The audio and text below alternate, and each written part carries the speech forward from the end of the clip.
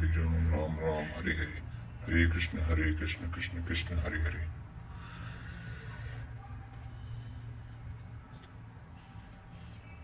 द्वितीय अध्याय, श्लोक संख्या 68। तस्मादस्य महाबलो निर्गृहात्मानि सर्वशः इंद्रियाणि नित्यार्थे व्यपतस्य प्रज्ञा प्रतिष्ठिता। इससे है महाबाहु, जिस पुरुष की इंद्रियों के विषय में सर्वथा वश में हुई होती है, उसकी बुद्धि स्थिर होती है। बाहु कार्य क्षेत्र का प्रतीक है। भगवान महाबाहु एवं अजानुबाहु कहे जाते हैं। वे बिना हाथ पैर के सर्वत्र कार्य करते हैं। उनमें जो प्रवेश पाता है या जो जो उसी भगवता की ओर अग्रसर है, वह भी महाबाहु है। श्री कृष्ण और अर्जुन दोनों को महाबाहु कहा गया है। या निशा सर्वभूतानां तस्यां जागृति संयमे यस्यां जागृति भूतानि सा मीसा पश्यतो मुने। संपूर्ण भूत प्राणियों के लिए वह परमात्मा रात्रि के तुल्य है, क्योंकि दिखाई नहीं देता, न विचार ही काम आता है, न विचार ही काम करता है, इसलिए रात्रि सदृश है। उस रात्रि में परमात्मा में संयमी पुरुष भली प्रकार देखता है, चलता है, जागता है, क्योंकि वहाँ उसकी पकड़ है। योगी इंद्रियों के संयम द्वारा उसमें प्रवेश पा जाता है। जिस नाशवन सांस्कृतिक सुख भोग के लिए संपूर्ण प्राणी रात दिन परिश्रम करता है, योगी के लिए वही निशा है। रमा विलासु राम अनुरागी तुजित बमन जिमी जन भग बड़भागी। जो योगी परमार्थ पथ पर निरंतर सजग और भौतिक ऐषणाओं से सर्वथा निष्क्रिय होता है, वही उस इष्ट में प्रवेश पाता है।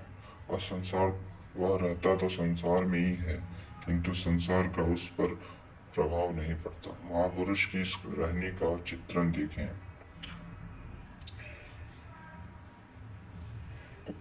अपूर्यमानमचल प्रतिष्ठम समुद्रमापा प्रविशन्ति यद्वत्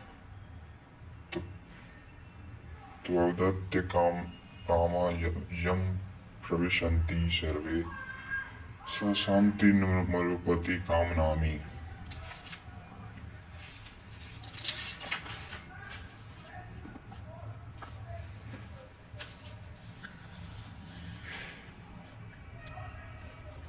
जैसे सब ओर से परिपूर्ण अचल प्रतिष्ठा वाले समुद्र में नदियों की तरह उसको चलायमान ना करते हुए बड़े वेग से उसमें समा जाते हैं, ठीक वैसे ही परमात्मा में स्थित प्रज्ञ पुरुष में संपूर्ण भोग विकार उत्पन्न किए बिना समा जाते हैं। ऐसा पुरुष परम शांति को प्राप्त होता है, न कि भोगों को चाहने वाला।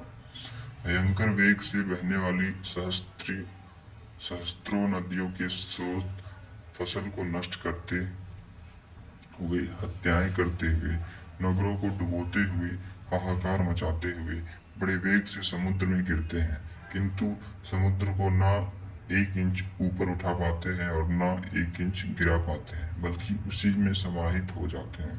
ठीक इसी प्रकार स्थिति प्रज्ञ महापुरुष के प्रति संपूर्ण भोग उतना ही वेग से आता है, किंतु समाहित हो जाते हैं।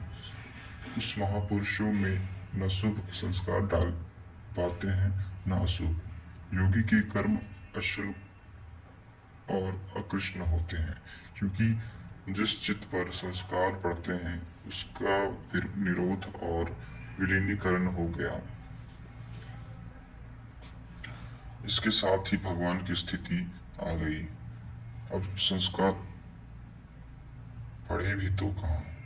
इस एक ही श्लोक में श्री कृष्ण ने अर्जुन के कई प्रश्नों का समाधान कर दिया।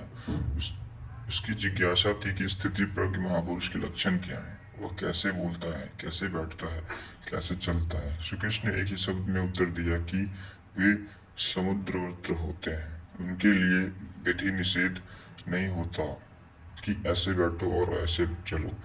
वे ही परम शांति को प्राप्त होते हैं, क्योंकि वे संयमी हैं। भोगों की कामना करने वाला कामना वाला शांति नहीं पाता, इसी पर पुनः बल देते हैं।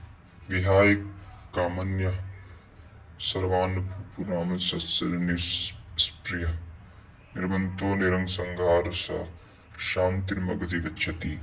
जो पुरुष संपूर्ण कामनाओं को त्याग कर निर्मम मैं और मेरे से भाव तथा अहंकार और स्पृहा से रहित हुआ बरतता है, वह उस परम शांति को प्राप्त होता है, जिसके बाद कुछ भी पाना शेष नहीं रह जाता।